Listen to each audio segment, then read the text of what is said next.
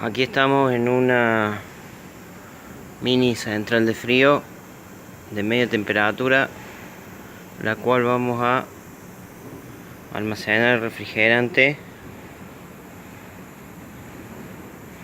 porque vamos a instalar otro compresor nuevo de las mismas características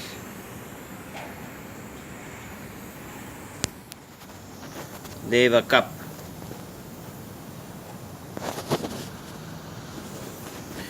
Y también vamos a poner un nuevo ventilador del condensador, ya que el que existía se quema.